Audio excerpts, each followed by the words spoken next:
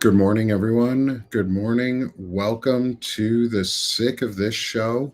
And today I am welcomed by a special guest. So I'm Nick Paro, the host, as always, and I'm joined today by Cliff Schecter of Blue Amp Media, and who is the head of Non Both Sides Punditry, which I Just love. wanted to give myself a fun title for once, I love that. My I could friend have just Walter, gone with complete asshole, but I thought this might be better.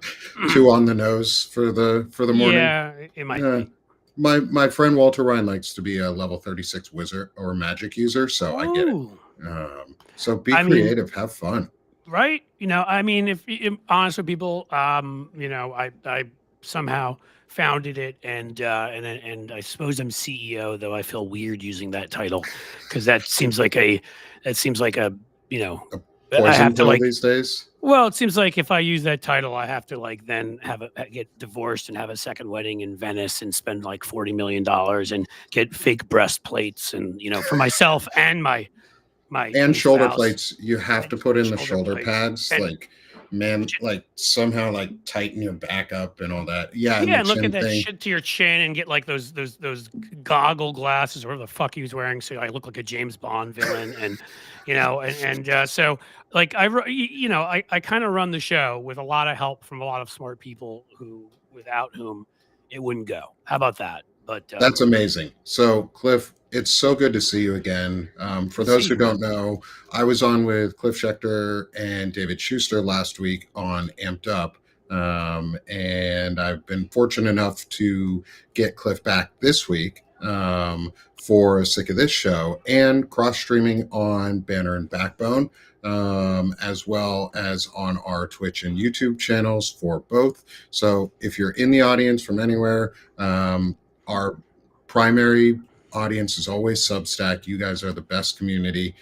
Share, hit that heart, and hit the subscribe in the top left, that one, for Yeah, Cliff, myself, so that you can join us and be a part of this. There's so much I want to talk to you about. 'Cause cool. And you I'll just say are, quickly, if I could just say 2 seconds, if you yeah, are on Twitch or YouTube, Cliff's Edge is the thing there. We're slowly rebranding everything to Blue Amp Media, but it's that. So you can find me in those spots too. We love our YouTubers and our Twitchers, if that's a word. that's good. Yeah, I don't but know what to call the Twitchers or the folks on Twitch. I think Twitcher is fine. that works. But I If think I not, cut you off and you were about to say something nice about me, so I should learn to shut up when you're going to no, compliment me.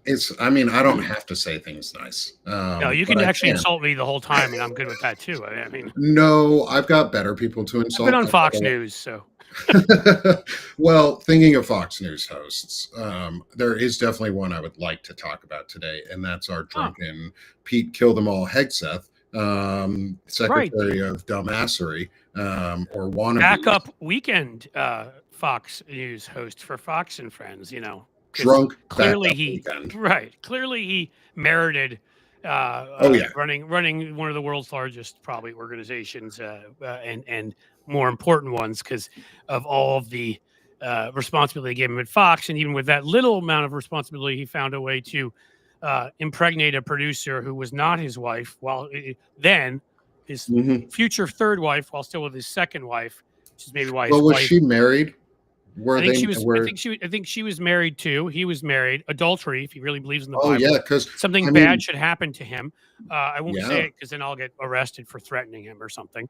But like if he believed in any of that Christian nationalist shit that he supposedly spouts and believed in what he would have happen to other people for committing that kind of an offense, it's also the kind of thing that people that don't really, as look kindly upon in the military. You can I think you are court-martialed for that, I believe, or maybe adultery I'm is wrong. a crime. Yes. Adultery is a crime. Yes, So there's all of that, even with that little responsibility. And then I also remember him saying at some point he hadn't washed his hands in 10 years. So apparently that was that's too pretty much gross too. responsibility. Yeah. Yeah. So, all right. So today's show is all about I called a blue amplifier because you guys, I mean, obviously play on your your company's name and your media network of Blue Amp Media, but also in this idea of how we amplify our voices and our messages, and what you're doing to amplify that and help support others. Because I know people that you are supporting and helping. Well, that was the reasoning. Just to say quickly, that was the reasoning behind the Blue Amp name. I mean, obviously not everybody would get it, and I like rock and roll a lot, and we tried to add some of those components to it, but it was Blue Amp amplify blue. That was the thought. Yeah, and I'm glad you do, because that's something that we're desperately missing. And amplifying blue doesn't just mean amplifying blue politicians; it means amplifying blue voices. And so one of those voices, I want to talk about her a little bit, is Melissa Corrigan, and some of the reporting that she and I have been doing around Pete Hegseth. And I'd love to get your thoughts, just as a Should I sit here and just say how brilliant and outstanding and awesome Melissa is? Because I could do that. Because absolutely. I feel so lucky to have her as a part of what we're doing. She's incredible. I mean, I've never been around, and this is no bullshit. I've never had a team where I looked around at everybody before, and I'm like, I think I'm the dumbest one here. Melissa is so smart and so awesome. I mean, that's it. Like, my rule on this stuff, and I can't, working with people, definitive rule. Guests, I try to live up to the rule too, which is I want smart people who are going to say interesting things, but I also like to have a rule that they're people that are the same on camera as off camera. Like, they're not faking it on camera and then they get off camera, and we all know people like that who are just not good people. And there are times when somebody breaks a big enough story or whatever, does something big enough that it's going to help the blue side. I have to have them on, even though I've dealt with them off camera and I'm maybe not a huge fan. But like 80 to 90% of the time, it's people that like I would love to talk to even if the camera were off. And so we tried our best to do that, and particularly with the people we work with, and like our little group calls and stuff are so much fun. Like it's just Melissa, David Schecter is just, not what anybody. I mean, we have so many people who are like starstruck, and they're just. I was when I first met David, 15, 20 years ago. I'm like, oh my God, I get to go on that guy's radio show. And then they realize, not to think about it. It's the thing. And then you realize when you talk to him, like, he's not like that at all. He's literally like, he's the most modest guy. He doesn't, he's just, I mean, guy won an Emmy hosting for MSNBC, and he's like, he is who he is. Intelligent masculinity, one might say. Yeah, it's nice to have some of that out there, considering the amount of dumb fuckery we have among men out there. I'm sorry, most of the men watching this are good, but most of you who aren't watching this suck. So one of those is Pete Hegseth. And so Melissa and I talk a lot about Pete Hegseth, and specifically what's going on in Venezuela, and how people are being treated or mistreated, or unknown statuses of people. Say the two unknown individuals who survived an October strike and then were extradited to their two countries. And we don't know anything about their statuses or have any reporting on how they were treated while we had them, or what any information around that is, which as a prior intelligence professional in the military, I was a human intelligence collector. That's super fucking illegal sounding. I mean, again, what came out from the kill 'em all remark. So, I mean, I wrote a whole piece on this at our Substack, because I think the timing, right? I went and I saw Nuremberg, which I can't recommend enough. Like, is it perfect? Are there little parts that can drag a little bit? Are there whatever? Sure. Russell Crowe, just spellbinding as Goring. I'd say his best performance since Gladiator, and if he doesn't win an Academy Award, I'll be shocked. I mean, Rami Malek, amazing. Michael Shannon, amazing. I mean, just the entire cast is incredible in what they do. But like the point that I made in the piece I wrote was, here you look at, you want to put these two things side by side. The worst monsters we've ever encountered. Have there been worse monsters than the Nazis in history?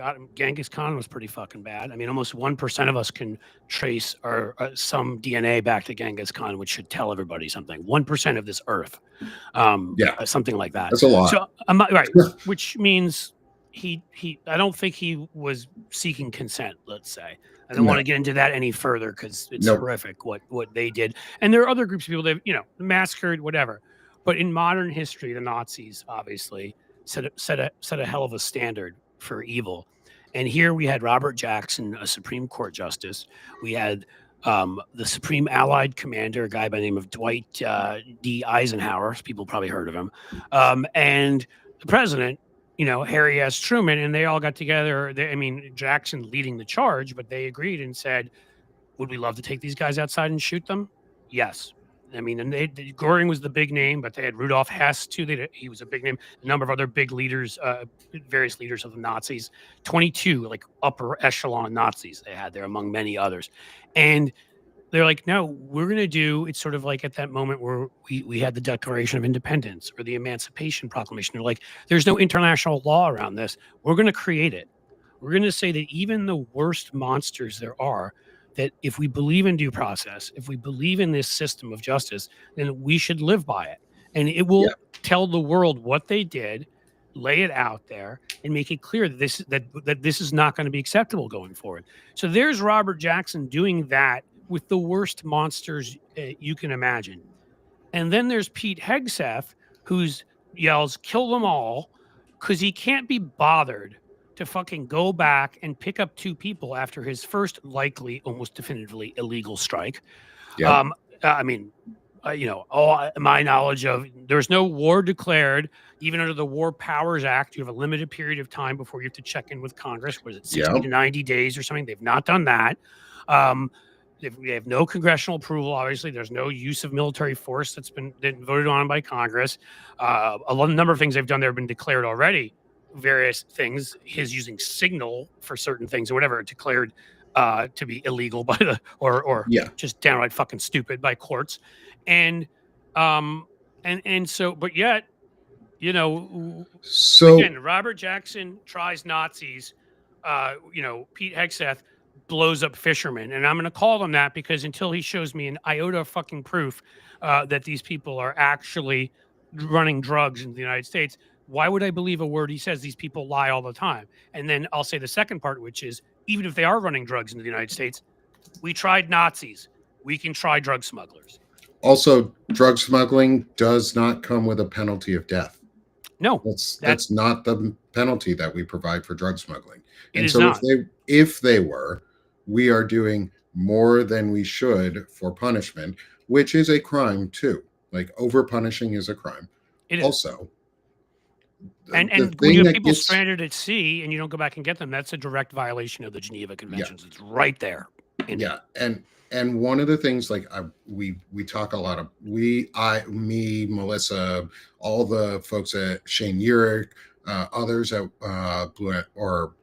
Banner and Backbone, Lawrence Winterman, when he comes with us, Fred Pogue, the Center in America guys, we all talk about accountability. And, like, there's a difference, though, in accountability between a leaked signal chat and murdering 81 plus people. Because if we are not at a time of war, what Pete Hegseth would be doing, or in an armed conflict of any sort, what Pete Hegseth would be doing is authorizing the military to commit murder. Plain and simple. Like, they're murdering civilians. And he's ordering people, obviously, and this is exactly the kinds of things that Mark Kelly and Elizabeth Slotkin and some of the others spoke about that of course got Trump so angry that he then threatened their lives and threatened he's trying to court-martial Mark Kelly. I mean, again, like, it's almost like he looked at the group and, not to say they're all not all incredibly impressive, but he's like, I want the one, I want the guy who is not only a veteran war hero, is not only do we have a pet or child situation? And or both. Both work for me. I like them both. I heard something there, and I was like, I remember those days of having my children come in the room and having pet, and I still, when I'm at home, the cats climb on me. So it's all. I've actually got 3 dogs laying all around me in my office. That's a different definition of heaven, actually.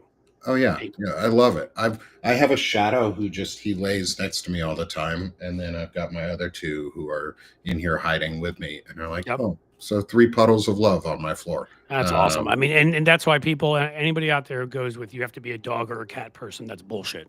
I love them all Yes. furry animals. And, like if they wouldn't tear me apart, I'd have a raccoon, which are becoming more domesticated, apparently. Raccoons are super cool. They are. I actually saw one at an Ace Hardware hanging on someone's shoulder like 2 days ago. Yeah, they're being domesticated. I think that within however many years that they're going to see some pets. They're domesticating themselves. Yes, I should have said that. Yes, they are. Right. So I think they're getting ready to be pets. They're like, hey, those dogs and cats seem to have it pretty good. That seems like a good gig. It's our I'm tired time. of digging around for garbage. Why don't I get like some good stuff? In any case, I just wanted to say we have numerous cats. I could have a bunch of them climbing on me, and it doesn't mean I love dogs too. It's just that was the direction we went. I'm highly allergic to cats, so I can't really have them. Fair enough. Which, that's the only downside. I had an asshole of a cat when I was growing up, but that's a different story. Yeah. But anyway, there's some asshole cats, and even here and there a few asshole dogs if they're but they have more asshole trainers. They have much better percentages than humans, so that's the important thing. And seems to me opposable thumbs are overrated. Is what I would say. I mean, dogs mooch off us pretty good. They don't have to get a job. No, they get free food, housing. Cats same. But I don't think they'd bomb people on a boat in Venezuela. Because they're nicer, kinder. So I took us off track, and I apologize. I love it. But I love tangents. But going back into where we were is like, so Melissa and I talk a lot about this, and a lot of the illegality that's going on, or that we feel is going on, and we can all clearly see with our eyes that is more than likely what is happening is there's murder at the high seas, or piracy, basically. Pete Hegseth is a pirate, and he has less honor than the most ruthless pirates in history, because we're not at war. So what else is he doing? He's using the Navy and blowing up ships in the water. What else have we called that in history? Is piracy. No. It's piracy, and he's being it's classic, toxic masculinity bullying, because I'm the guy who's got the big bombs and everything. Woo, that makes you so tough, Pete. Why don't you meet one of these guys in the street somewhere and see what happens? My guess is you get your ass kicked. But I guess I shouldn't say that, because that's sort of toxic in and of itself. It's just that they think they're so tough when they have their big guns and their big bombs and their big whatever against everybody else. And it's like, you're not. You just have that. Like, Donald Trump can't walk on a golf course without passing out if he doesn't have a golf cart. Sorry, I'm not impressed that you can push a button. Yeah, we'll order somebody to do too. Right, and actually, right, and that So that reminds me of when I went off on my goofy tangent where I was, which is as bad as anything else. And what Mark Kelly and those folks were doing is warning these guys, because we know that these orders are being given, like it was given to the commander there. I think it was the admiral, and resigned, go back, and these people are stranded. They didn't die in our first attack. Kill them all. Just blow them away. Don't go and pick them up, as is required by our Constitution, Geneva Conventions, probably numerous other things. Duty law of war manual. I say Uniform Code of Military Justice, I believe. Maybe I'm wrong. But just commit murder. And we know from what has been said out loud by presidents of Ecuador and Colombia, where some of these citizens have returned, the fact that we did these things and they can't even find them necessarily guilty there. Which should say a lot. Yeah, I don't think they have what our due process standard is when we actually don't have a criminal government in our actual normal due process standard. I don't believe. Been to Ecuador. It's a beautiful country. Not saying anything negative. I would tell people to some of the places to go there. I had Rio Bamba. It's beautiful. But I would also tell people that I don't, I don't believe they have the kind of the due process we have built in on the same level. Anyhow, they have some, clearly, and they couldn't find the guy. They're guilty. So it's ridiculous. And on top of that, I'm doing a lot of research into this right now. I actually have an article coming out here in an hour after the show. I pushed it back for anyone on Banner and Backbone who saw my notice earlier or last night. I have an article coming out that was supposed to come out at noon Eastern. It's going to come out at 1 Eastern, because I wanted to add an additional section for very specific clarification on what the different statuses of people are for the military. So the article I'm doing is called Wounded and Unknown, and it's discussing the different statuses specifically around how we handle uh, un, unknown belligerents, or UBs, or unidentified belligerents or unidentified persons. They're the people who are in that legal gray zone between civilian and combatant. What you're Where saying then, I mean, again, I don't mean to, but that's so it's that's bullshit. for war. Yes. But If we've we are made that in a up, right? Like, armed, there's no legal framework in our Constitution or international law that even respects that as a category. Am I wrong actually, about well, that? There are? Okay. there are ways that it is, because it's in modern warfare. It's very hard to tell sometimes who Of course. a Of course. combatant is and who a civilian is. There is, and this is where it gets really important, is there's the presumption of citizen or civilian status. Like, that is the default presumption. We have built into the military a form of due process at the commander level and decision making level that allows the military to form a small decision making of, is this person a combatant or are they a civilian, with the presumption of innocence as a civilian, just like we have in our laws. Is Right. you're presumed innocent until proven guilty. In war, guilt is pretty much you're going to get killed. Is you're a combatant, they're going to try and kill you. But there's a legal gray zone when people don't wear uniforms of a state and they don't wear identity. No, and I mean, yes, warfare has gotten a lot more, I mean, not to Because say, we made it that way. We helped bring about the environment that made it so that warfare was more asymmetric and not straightforward. well, whatever one's argument is on these issues, and I think there are varying arguments that can be acceptable. We did drop 2 atomic bombs, and Yeah, there are a lot of we did do that. civilians there who Yes. suffered. Not only were vaporized, but others that suffered greatly for generations after that. And so, I don't think the We don't key have a thing good is. record. I'm sorry. We don't have a good record. No, I think, look, I think we have a better record than most. I think we set in place principles that were astounding for the period in time and when we did, and then right away didn't follow a bunch of them. But the fact that we wrote them on paper, and even, I mean, again, like, I'm not letting anybody off on anything. I'm just saying that we always, I think, nuance and context are important in these conversations. And Yeah. even at that period in time, saying that all white men, not just white men of means, could vote, was a radical enough thing that, if I'm correct, I think only the Greek Republic had done that previously, and it was only Greek citizens. And the only way you could be a Greek citizen was if you were born in Greece. You could never become a citizen if you ended up there outside. So, I mean, there was, and these were people that were wealthy and didn't need to take that risk. And so I do always give them credit, while also pointing out some of them owned slaves and some of them did horrible things. And, we have to sort of reconcile all of that. I will just say that at least we put some principles into place that a lot of other countries base their constitutions on, based these things on.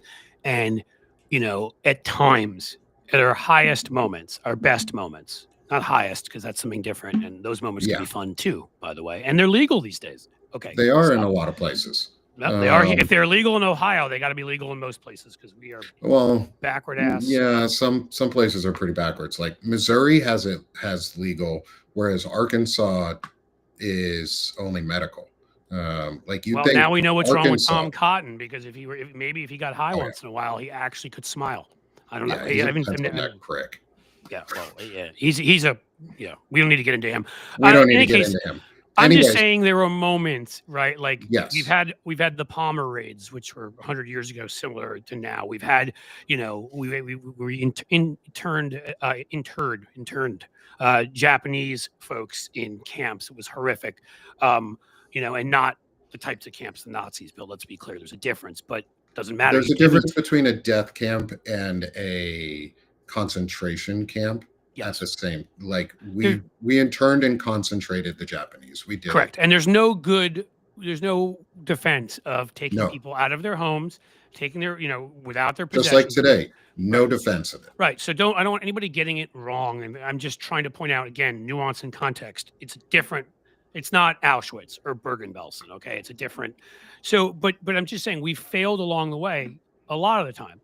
But then there were moments like the Nuremberg trials, which never would have happened if we hadn't pushed for it. It was originally Robert Jackson had pushed for it, and then the British and the French agreed, and then the Russians, of course, under Stalin, felt kind of compelled to go along with it because, you know, and that was an amazing moment in American history. George Washington, you know, whatever his other foibles and there were, turning down a crown was an amazing moment in American history because we're never here. We don't have all this conversation going on if he accepted the crown. You can find plenty of others. There are moments we've lived up to it and plenty of moments we've failed.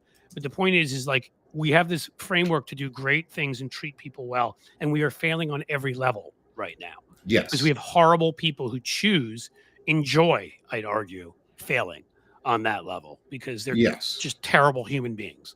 And they're anti-constitutionalists. And correct.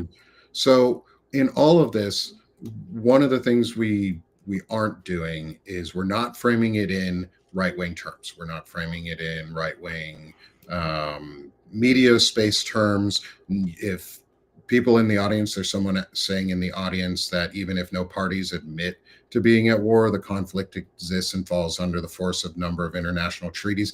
That's not how that works. We actually, in the U.S., we have to declare a war of some sort for us to recognize it as a lawful war. After the war, I mean, and again, I'm asking you this. I'm not more than telling because I did believe it. Like before I got pulled into domestic politics, my background actually was international affairs and some State Department stuff and whatever. But my understanding is the War Powers Act, right? We have a certain, you still have to get a congressional declaration. Correct. And then I don't remember if it's 60, 90, however many days, and then you need to check in. I think it's 60. I think it's up to 60 days. You have to check in with a hearing and congressional evidence and approval that these strikes were authorized, lawful. You have to prove the lawfulness because people are presumed civilian until otherwise. That's U.S. law. That is U.S. law. You are presumed innocent as a civilian. The military falls under U.S. law. They just added an extra layer in there that eases the burden from reasonable doubt in a U.S. civilian court to command and decision-making structure doubt of does it look, appear, act. Like there's a set of criteria that you have to meet to be categorized as a combatant. If you meet those, you can die in a war, but you have to be in a declared war. Correct. Right. So, or armed conflict that is lawfully authorized by the U.S. government to be protected by U.S. law.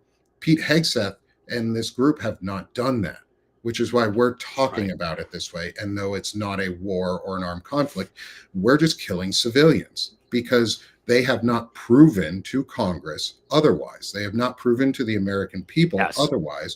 And the American people are the final arbiters on should we go to war of any sort. And if we say no loud enough, Congress then says no too.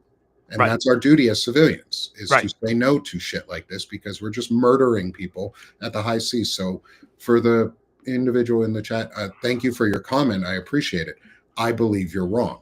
I think I do not care if international law claims that there might be. U.S. law states you have to prove it before I will accept it. And I'm not international. I'm talking U.S. law right now only. Internationally, if they want to try him for war crimes and things like that based on international laws, great.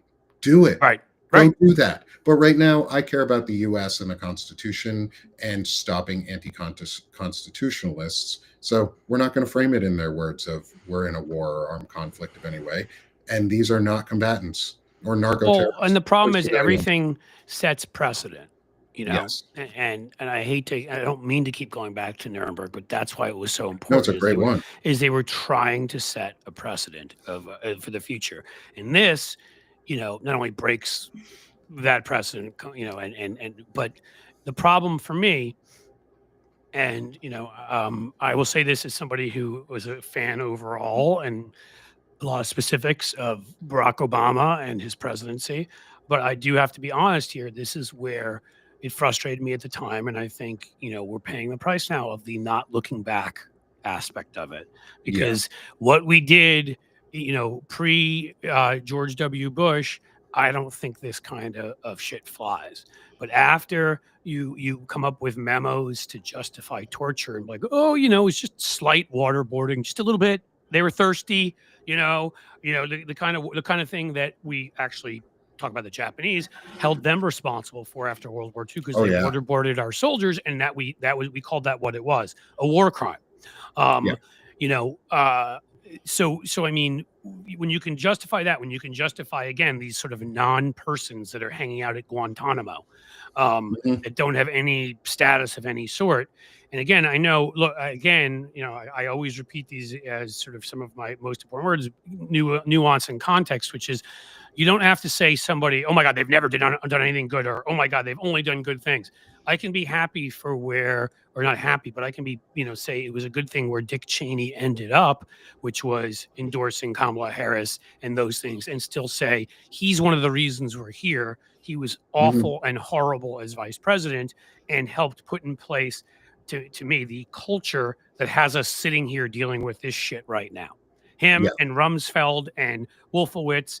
I don't even know if Bush knew what the hell was going on, but he was the captain of the ship, so he's held responsible no matter what. And various of these other nefarious figures. I'm sure Karl Rove was involved, because everything was politics to him. Yes. Another precedent that helped carry forward into what Trump's doing now.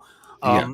And so that's what happens. That's why when we get past this, and I absolutely believe we will, if again, another sign when we overperform by 13 14 points in a blood red Tennessee district, where there's no infrastructure, there's nobody at the top of the ticket who's a Democrat to help turn people out, Mhm. none of these things, all these disadvantages. Well, like, if we win the kind of victory I'm hoping for, and have the kind of huge majorities and that kind of stuff, like I don't want to hear anybody give me this bullshit. And if I hear any Democrats say it, I swear of not looking back. The people who have done this must be held accountable. I always point to the example of, there are going to be some people that are going to flip, and those people will have to get much less sentences than they otherwise deserve. I mean, right now, Just like a criminal in a criminal case, for well, someone I who point out flips. Sammy the Bull Gravano murdered 21 people, assassinate 21 people, but he was the only guy they could get to flip on Gotti. So because of that, and they needed to put John Gotti away, Mhm. he of course, now of course he was a criminal, so he eventually committed another crime that he got put in prison for, because that was his nature. But you had to give him, protective custody. I don't remember if he had an ankle brace. I don't remember what they did. He didn't get away scot free, but 98% free compared to what he did. You think Yeah. about somebody like Marjorie Taylor Greene right now. There's nobody in this chat, and nobody that it's not in this chat, that loathes her as much as I do. Or sorry, loathes her more than I do. You can loathe her as much. There's no space above. But if she was at the Willard Hotel when they were planning some of their 2020 shenanigans to overthrow our election, she must know all sorts of shit. And if she were willing to flip, so that, due to her, Trump, right? I mean, well, we've already held some of them accountable, so maybe we bring them back for a second ride. But all of the folks that surrounded Trump around the 20th, other members of Congress we know were there. Your Andy Biggses and Lauren Boeberts, other members of some of the senators that we know knew what was going on there. Ted Cruz, or had various knowledge. You don't know exactly what they all knew. It's all alleged, but we have pretty good confirmation that on who was at the Willard Hotel. And I'm sorry, I'm not accepting the George H.W. excuse from the Iran Contra. Like, I went out to take a pee when they were talking about it, so I don't remember it. Mhm. Okay. Yeah. They knew what was happening. And so if she can bring those people, Kash Patel, who I still don't understand, except for the fact that he fucked everything up, why Merrick Garland, even once he'd fucked up enough and Trump was given immunity by Trump was given immunity by the Supreme Court. There's the speech and debate clause, that can protect some members of Congress. There still are things that can't protect them from, but there was no argument for Kash Patel Yeah. not being prosecuted. There was no Yeah. argument for Ginny Thomas not being prosecuted. These were people that had no legal protection, or in no even argument for immunity. So, I mean, these are the things that Marjorie Taylor Greene or someone of her ilk, if they were willing to Could flip, reveal. and a couple of them, we have to be willing to say, okay, because for the greater good, we need the biggest fish and some of the people that committed some of the worst crimes here, including now war crimes. I would argue we need them fucking going down, or Yeah. that's the only way we can be the democracy or the republic again. People are like, "There's no way we can get it back." There is a way we can get it back. It's that this is how It's you hold the accountability. people. Yes, it's accountability because that sets your culture going forward of what is acceptable and what is not. It gets people, we did this after Watergate, which wasn't nearly as bad, and we had a period, there where we passed a number of laws and people adhered to campaign finance laws for the most part after that and other things like that. Well, this needs to be that, but times like 100. Yeah. This is, we need to set in all new precedents, create whole new institutions that don't yet exist to make sure this shit never happens again, all sorts of things.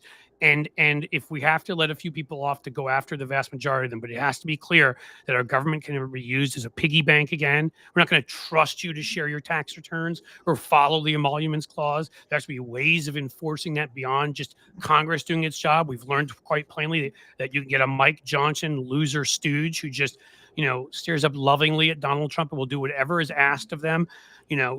Clearly we need more ways to hold people accountable. Trump fired the IGs within these departments, like the Defense Department, the Inspector Generals. Congress isn't doing its job. Supreme Court's been stuffed with a bunch of Opus Dei fucking freaks who just don't give a shit about the U.S. Constitution.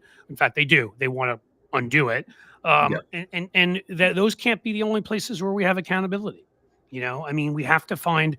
One of my big arguments has been, and you'd need a hell of a lot of people to change this constitutionally, because obviously any constitutional amendment's a high bar, but there may be ways you can change certain things lesser that non-constitutionally, like, we decided to depoliticize the FBI and the CIA. Hasn't worked out perfectly, but has helped in certain cases, that they're going to have 10-year terms.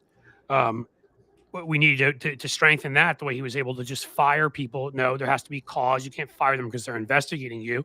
And to me, we need to add the attorney general to that, because attorney general, you can't have the every other position. It's that you pick the defense secretary or the secretary of state, and it's like, that's my secretary of state who advises me on diplomacy. That's my secretary of defense. No, not fucking war, defense. That advises me on defense matters. But the attorney general is wholly different. They're the people's attorney. You're not the president's attorney, as Trump has tried to claim. You need to investigate the president if that's necessary. Well, who's ever going to do that when this president appointed them? So my preference would be a wholly independent body that we put together appoints them. Or I was going to ask you. We have a separate national election for them. But that would take, So my friend Shane Urich has an idea on this, and he and I have talked about it before, is basically an inspector general branch of the government, which is independently elected by the people, not by Congress, not by the president, not by SCOTUS, but by the people, because I'm tired of these people getting elected and then electing people that are going to protect them and not public interest. So the public should be able to speak, but also using some of the modern tools that we have, like AI, to be able to search for biases and political influence or religious influence in law and legal text, and just give like a score on it. Just saying, hey, this agree, has this bias level, and if it goes above this, we need to revisit it. I agree with you. I'm still scared though that AI is going to become Skynet. That's my prediction. But this is all under a human's decision. No, I know. I'm just having. No, I know. We're so serious. Jesus. Anybody knows me knows I can't go too long being deadly serious without making a joke somewhere. And I was reading something yesterday, that our common friend Dana Dubois wrote about AI making up a fake human. Oh yeah, on her for her to meet with as a date, and the dude was completely fake, and she caught AI doing it. And I'm sorry, when AI is pulling that shit, and when people are telling it to shut down and it's refusing, I'm like, hey, the scientists just moved us a second closer to doomsday on the clock because of AI, because of the actual possibility they've said that it will become self-aware and decide that, humans are the enemy. And I'm like, we've seen this before. You Yeah. know, saw it, and you know, I don't need Terminators hunting us down, but okay, that's I a don't whole need nother. Hal setting us off in a Exactly. spaceship. I don't need any of those bad decisions. We know what No, happens at the end of those. the only Hal Um, I listen to is Hal Sparks. You know, Hal Sparks maybe would be my deity, and but that's it. That's the only Hal that I respect. No fair. computer elevator Hal. Fuck that shit. Yeah, yeah. But like something like that where we can actually manage an inspector, like, and that's where, like, and then there's other great things that we could do with things like that, like simplify the bill making process again. So it goes back to Schoolhouse Rock style of here's what we're going to put in the legislation. It's simple, human readable, it's one idea, and then it Yep. goes to And you know get it what else? voted on, and it cannot get stopped by the party in power. Every bill that is like inspector general approved has a certain time stamp that says, okay, now that it's approved, it gets voted on by this date in the House and Senate, Yep. unless other changes are needed for some reason. So yeah, I want to give you the other like big things too, because Mm-hmm. these are my obsessions. I mean, one, an independently elected AG, but your idea is just as good. I don't care. Somebody who's independently elected the way states do it, so you've got Yeah. a good chance the AG can be from a different party. It adds one more level of balancing power, so it's not making power more diffuse, so an executive does not have so much in their hands. But then every one of these dumb fuck, I'm sorry, whatever. I know you don't mind if I curse, but No, like I don't mind at all. I hope for people listening, it doesn't take away from the seriousness of what I'm saying. Yes, I'm a New Yorker originally. I curse a lot, but I'm being serious about this. Like the fucking filibuster is an accident of history. As if Aaron Burr didn't do enough by shooting Alexander Hamilton. He's the one who also said, "Oh well, we don't need to get rid of that piece of that part of the Constitution that ends debate and whatever." And then it accidentally was created and whatever. But in the end, it still states very clearly in our Constitution that the Senate is a majority controlled body. There's no parties in the Constitution. There's no Mhm. majority or minority leader. That's a construct we've created. What there Yep. is a presiding officer who's the vice president. And and that is a person who should be able to say when somebody tries to invoke a filibuster, sorry, that goes directly against the text of the Constitution that calls for a majority. It's illegal. It's gone. And if Yeah. Democrats had stood up and done that, during any of those, the Clinton, Obama, or Biden presidencies, maybe, certainly the Obama and Clinton ones, which were earlier on, maybe we're not here stuck with Donald Trump, because a lot of this was, when you look at the legislation that House got passed around 2006, 2008, then, in the Democratic House, I mean, climate change legislation and background checks on guns and minimum wage much higher than right now, and just all of these things, union protections. None of it could get through the Senate because we respected this made up rule that really had only been used in history before Mitch McConnell to block civil rights legislation, which should tell you something. And then Yeah. McConnell turned it into a regular requirement. People forget, the worst Supreme, it's hard to say who the worst one is. Maybe Alito tied with Thomas, but Clarence Thomas got on that court with 52 votes. You know why? Because we didn't require there was no filibuster back then in the late 80s where everything required 60 votes. Get rid of it. Have the vice president sit up and say it's bullshit. And for people to say, oh, well, we need it, Democrats need it. I'm going to tell you, not only if we lose that badly, that we need a filibuster, we're fucked up anyhow, and the majority deserve to be able to pass what the majority deserves to be able to pass, even if we hate it. But I would also tell you that it is so much worse for us than it is for them, because the simple fact of the matter is that all they ever want to do is get judges on the court, and the filibuster has now been eliminated for that, and get tax cuts and regulation cuts, which they can do through reconciliation. So Yeah. they don't need. So it just blocks all the shit we want to pass, right? So I mean, it's politically the smart thing to do, but also constitutionally. Another one I'll throw out quickly is the debt ceiling. Does not exist. We are required. It is in the Constitution that we must pay our past debts. That we sat Mhm. there and let these assholes hold us hostage and made any kind of compromise on what we believed in when we had the power because of the debt ceiling.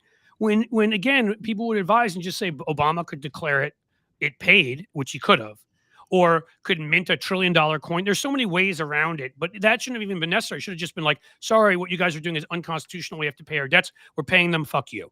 Yeah. And you're not, and the final thing I'll say is, and go quickly because I know I've been filibustering myself No, here. I love it. I love it. But do you know when the last time was we added a justice to the Supreme Court? And if you don't know, it's okay, because 99.9999% will not know the answer to this.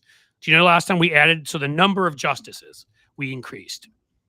I wasn't it near like after Civil War reconciliation. You are a smart motherfucker.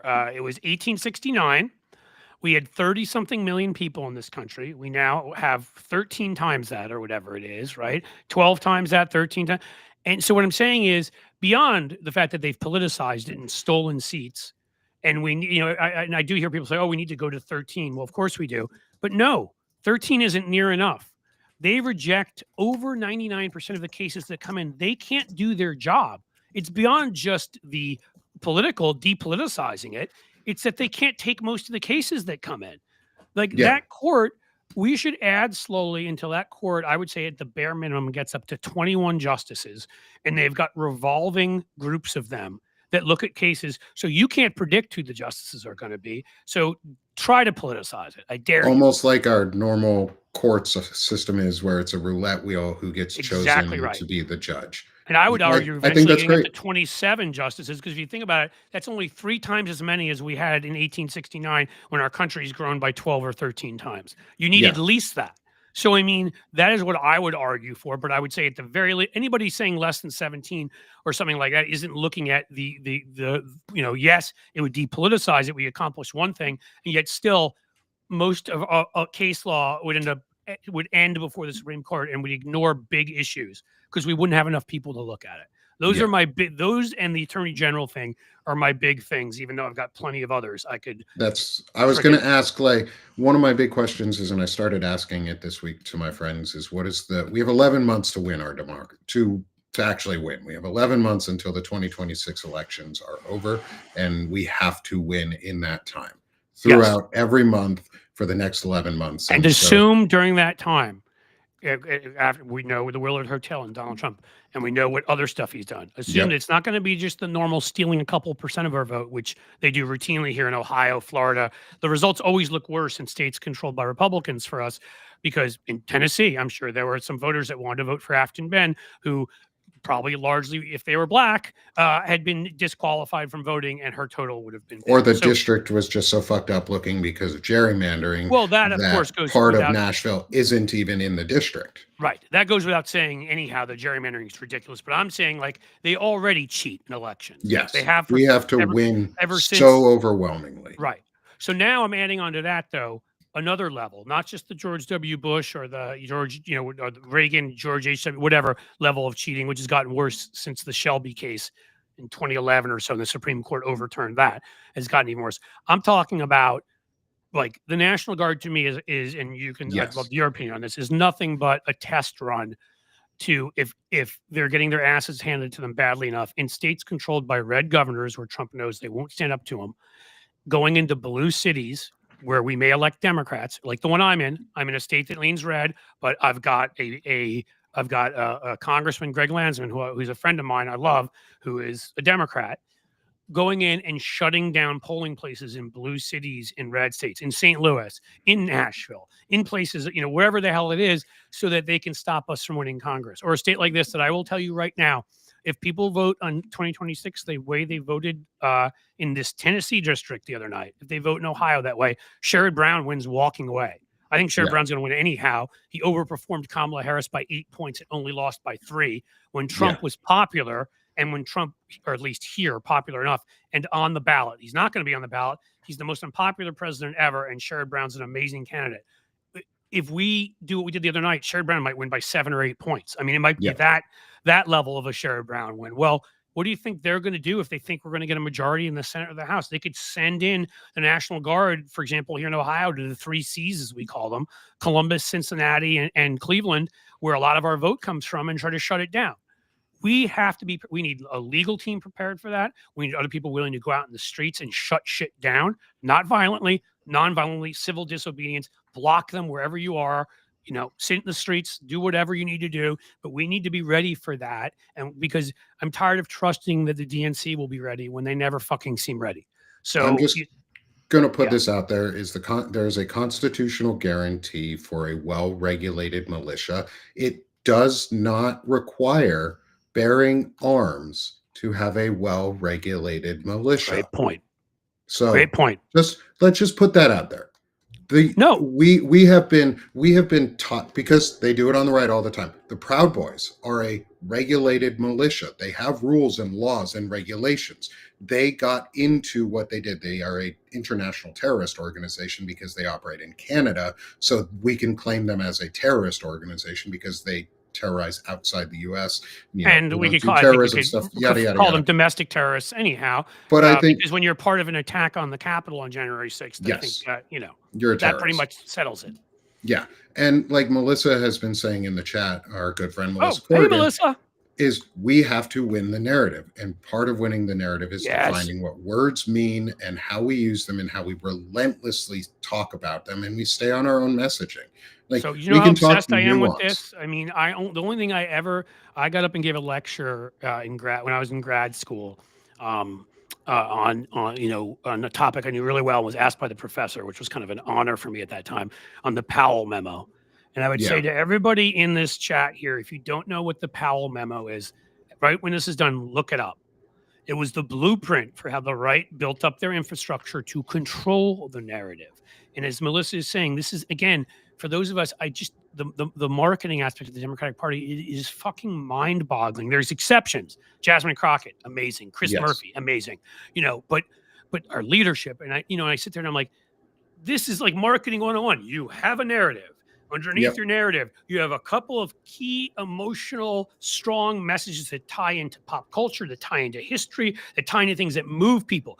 Below that, you have the policies you want to enact and the things that infuse your values, which is what creates the overall narrative. But if you're just saying overall, like, hey, not enough people have healthcare, and you're not saying why, who's responsible, what you're going to do to change that, and giving it an emotionally evocative language and connecting it to something people can understand, you're fucking failing. You're not giving people what they need.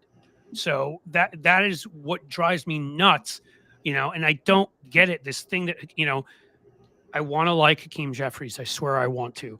But this thing that he just put out, well, I gave up on Chuck Schumer a while ago, and I'm 90% there with Hakeem Jeffries. He does something decent here and there and wins me back, and then loses me right again. This message the other day, strong floor, no ceiling. Did you see this shit? No, I didn't watch. If you saw, no, I didn't watch anything either. I read it. I didn't read it. This was his new message. I'm like, are we building a fucking house? Like, is this a message for how to stop the bed bugs in Mar-a-Lago? I don't know what this is, but it's not a message that resonates in any way and explains any goddamn thing to anybody who wants to vote for Democrats. Like, what the fuck? Yeah, like I want to put this one out there because we're right at the top of the hour, and I want to respect your time today too, in all of this. But I want to get your thoughts on this. If you need a few more minutes, I'm good for at least 5 or 10. I mean, I have to go. So, but if you need to go, kick me off. No, I don't need to go. I really want your opinion on this one because I talked about it with some folks in our Banner and Backbone Weekly show. It's basically a 12-step plan or a 12-month plan. It's our AA that we need for democracy. And I think people can resonate with that. Now, you see, you're right away, you're tying into something that people understand. But I'll say quickly, right away, you're tying into something that people understand, AA. They know what that means overall, that it's an intervention of sorts. It's a way to help yourself, a way to make yourself whole and healthy again, and fight your own demons, in this case other demons, and you've got things that the 2 A's stand for. So that is what I would call, because it's understandable, it's simple, it's straightforward, and ties into something cultural that we get. That's good fucking messaging. Please, why not maybe let Nick, instead of fucking Hakeem Jeffries, come up with it next time? Hey, I mean, Democratic Party, if y'all want to fucking pay me, I'm glad to take money. Like, please send me some money for what I'm doing. The Republicans do it for their people all the time. Like, make an apparatus to help left-leaning, blue amplifying platforms like Bluent Media, like Banner and Backbone, like Sick of This Shit publications. Yes. And so another one. So AA is our affordability and accountability, or authenticity and accountability, or we can just do AAA on it. Like, everybody knows AAA. People will get too. Now, can I give you one that's on the negative side that hits Republicans? and again, it's not technically the three C's, but if you're a writer and you get alliteration, you get that it's close enough because people will hear the strong C in there. Yeah. Here's how you describe the Trump administration. Simply, any of them: cruelty, corruption, and incompetence. It's like it goes right forward. It's essentially, I know incompetence, but you hear the C is a strong C in there, and that is a summary. If you were just to say what explains what they've done: cruelty, corruption, and incompetence. It's simple, it's straightforward, and everybody can think to themselves, yeah, think about their policies. What fits under the cruelty part of it? What fits under the corruption part of it? What fits under the incompetence? And plenty fits under all of it. Yeah. Or two of the three. So, Yeah. these are the kinds of things. And again, I'm not saying it's perfect. Anybody else comes up with anything No, better. but I it's have a no great pride. start. I have no pride in authorship. I don't care. But let's come up with something memorable that has nothing to do with a fucking floor and no ceiling. All right. Yeah. Or even let's start, instead of calling them conservatives, I call them regressives. I like Because that. that's Yeah. what they are. They regress. They want to regress our population, and I want to progress our population, which is why I'm a progressive. Well, and that's the best way to do it is if you put them It's the side by alternative side. of Right. You say conservative. we're progressives, they're regressives. It Yeah. works really well. And I see somebody in the chat here, Hope Crescione. I hope I'm getting that right. I've thought about that, which you said criminal as the third C. I thought of that one too, or I thought of even doing like a 4. But you could you could just say cruelty, corruption, and criminality, or something like that. Well, If that you would be wanted cool because then C4 cruelty, would corruption, be your criminality, and acronym. incompetence, C4. Yeah. See, See, dude, you're on this shit. I love words. So, I mean, I'm a trained interrogator. I went to school for music theory and composition.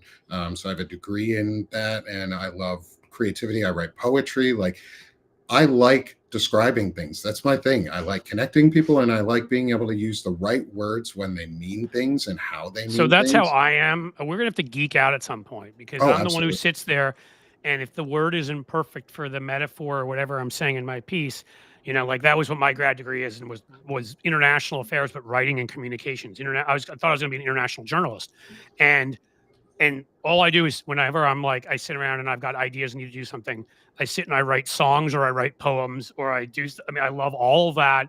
So we'll have to geek out on that stuff because it's Oh, like writing absolutely. is my words are kind of an obsession. So Awesome. I'll send you over. I'll link some of the poetry that I've written that might be related to some of this messaging in here in our post show notes. And I'd love to have some more conversations with you around things like this. And one of the things I know you know Lawrence Winterman really well is when we founded Banner and Backbone together. Lawrence kicks my ass into making sure that I get done what I need to get done because Lawrence is the COO of Blue Ant Media, and honestly, we wouldn't be Lawrence what we kicks are. ass.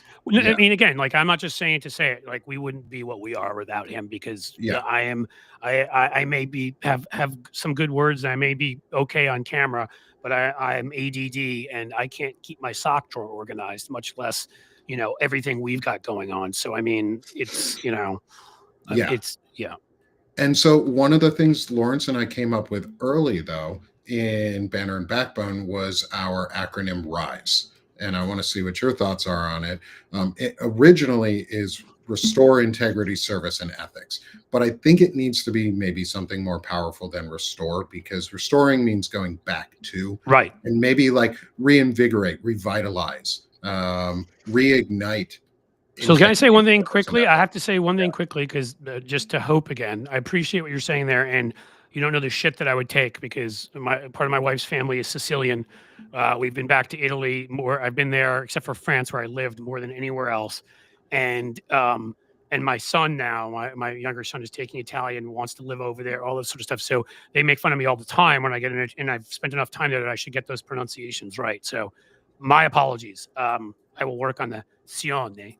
But in any case, now Nick, tell me again, and I'll get it. I couldn't fuck it. If I fucked up in any other language except for French, which I speak, I could have let it go. But fucking up Italian, it leads my. No, I get that. I can't do that to my family.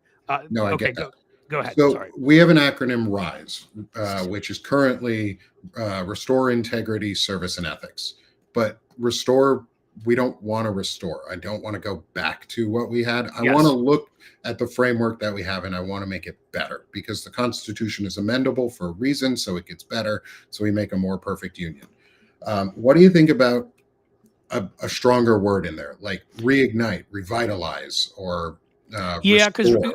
I do think, because the problem with restore is, I think what a lot of us are saying is, I don't think my politics have changed that much, that I've moved that much to the left. I think our country has gone so fucking nuts since the Trump years that it makes me seem like I'm further to the left.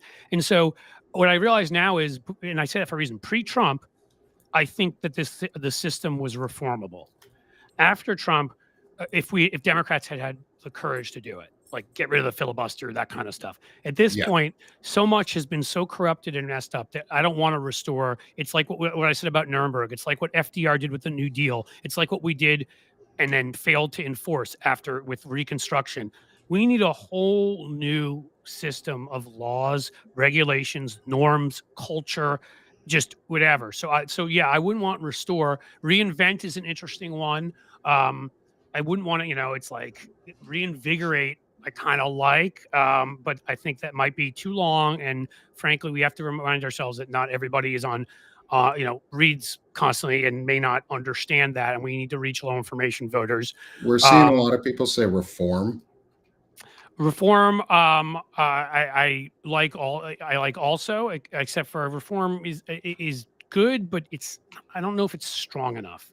Yeah, Um, you and I want know, something strong, and I like simple things like MAGA is catchy. They did it for a reason, because it sounds like mega. It's easy to say. Like right. we need simple.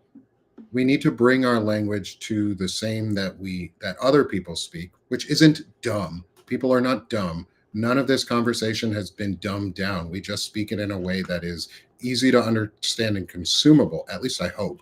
And that's what I like reimagine. Reimagine is good. Well, yeah, and that might be it. That might be it. Lawrence is good with words, so I was going to say I- ratify, but that is too many people would not understand what that. Again, like I'm not talking about folks here, and I'm not talking disrespectfully about anybody. I'm just saying that we have to reach people where they are, and not everybody who's had to work 14 jobs just to get by under a ridiculously shitty system has had the time to get the education they would like to get. Reimagine's a good one. I'll But keep I don't working know. on it. I But will that one, too. I mean, I think there's, I think Reimagine's good. What was the one I said before? Was it Revitalize or something of that yeah, nature? there's been a reaffirm, but I think that's like, why do I want to reaffirm something that's broken? Like Right. the system is broken. The system is broken that we have, and we need to fix it. I think reimagine, at How least about right just now, how about we just go with Rage? I'm just kidding. rage. I'm not being serious. It would be Oh, like Rage Against reclaim. the Machine. Like I no, mean, reclaim is a great one, or remake. Reclaim might be a good one, because I like Reclaim a lot. it's got a hard consonant in there that stands out, and people like to say things like that.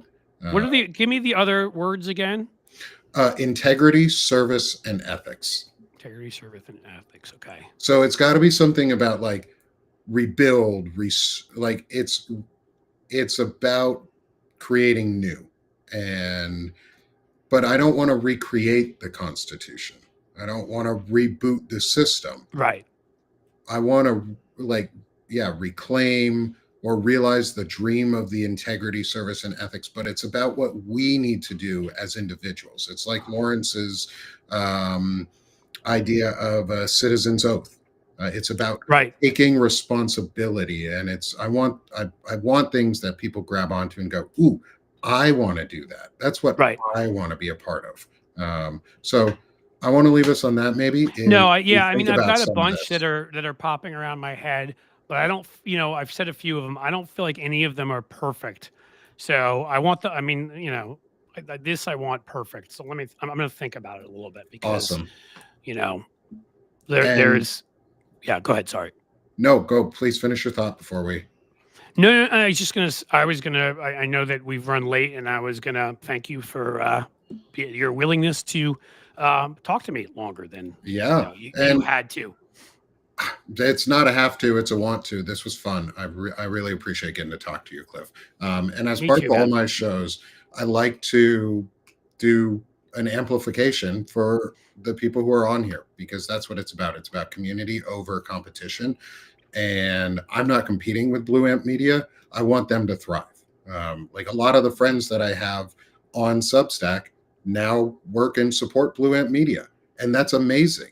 And Well, let me just say also, we should all be in this together, yeah, and it doesn't mean we live in what we live in the world we live in. Yes, everybody needs to make a living, and you should be pushing your stuff because especially if this is the way you make a living, you need to do that and push your own stuff and try to support others too is what I would say.